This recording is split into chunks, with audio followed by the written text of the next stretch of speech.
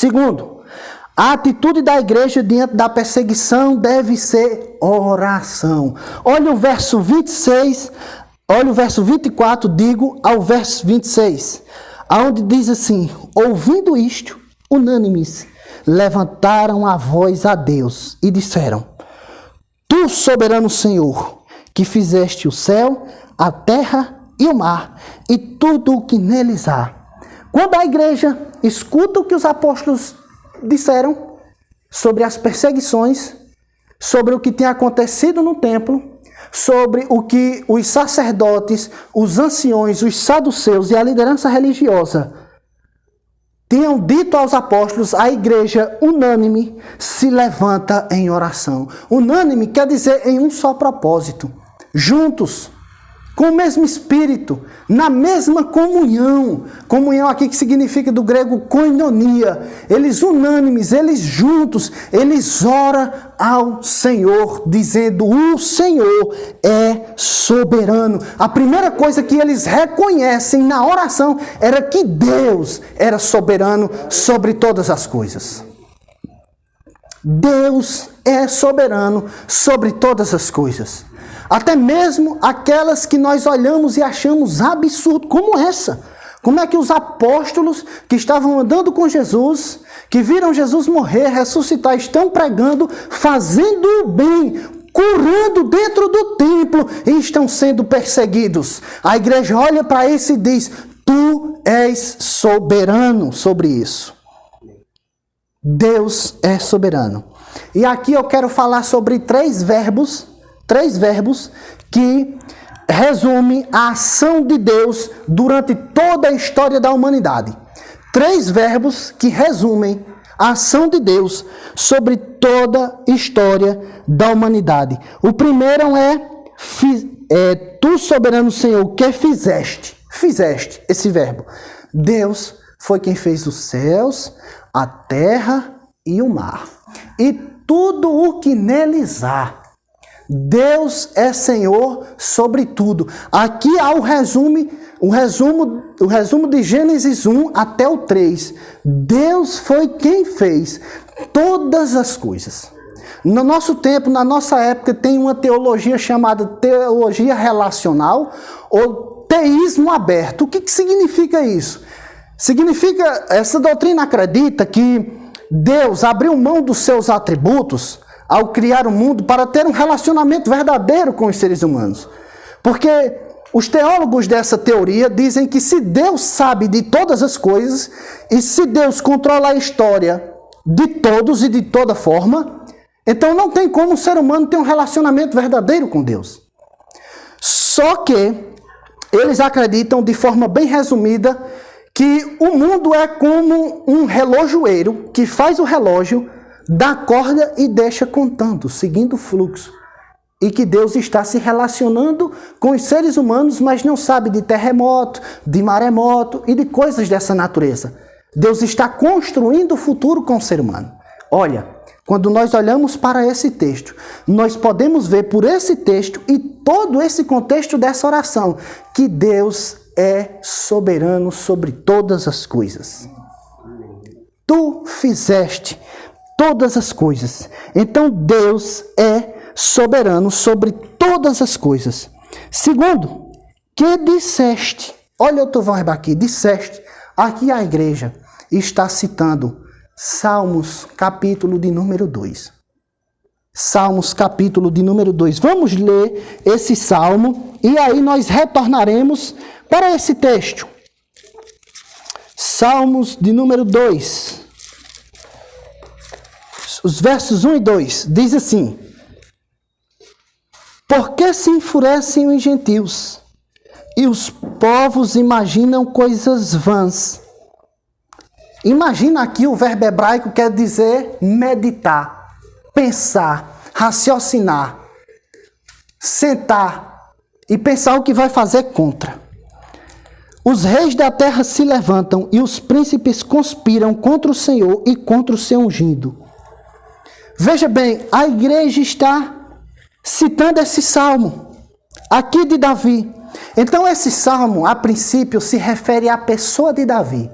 Davi, quando é ungido a rei e começa a reinar, os reis da terra começam a conspirar contra Davi, a se levantar contra Davi, a querer impedir o reino de Deus e lutar contra o ungido de Deus, que a princípio aqui é Davi.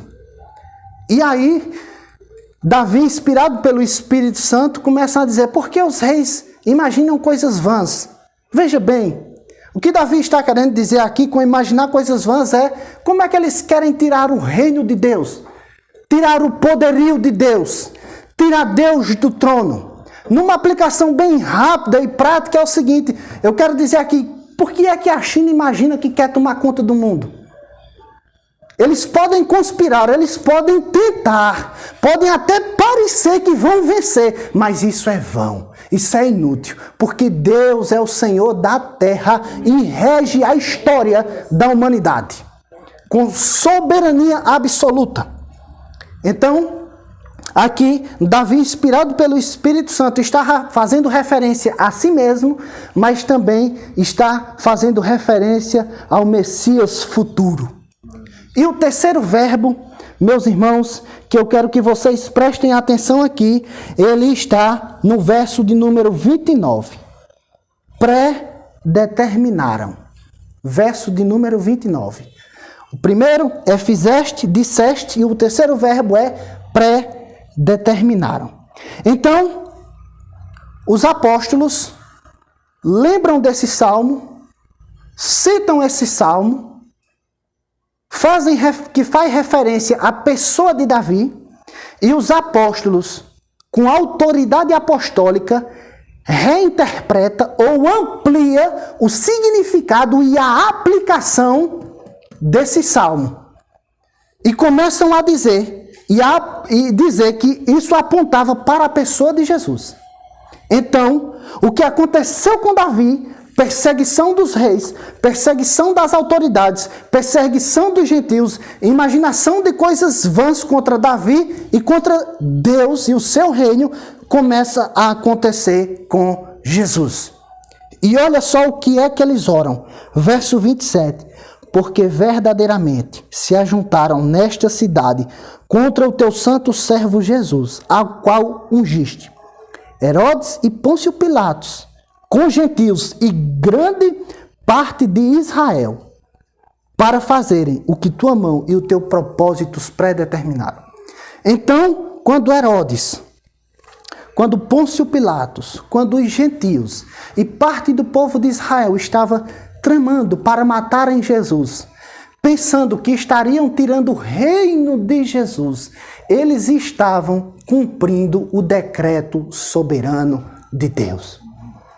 Quando o homem pensa que tomou o controle das mãos de Deus, na verdade ele está apenas cumprindo a sua vontade soberana.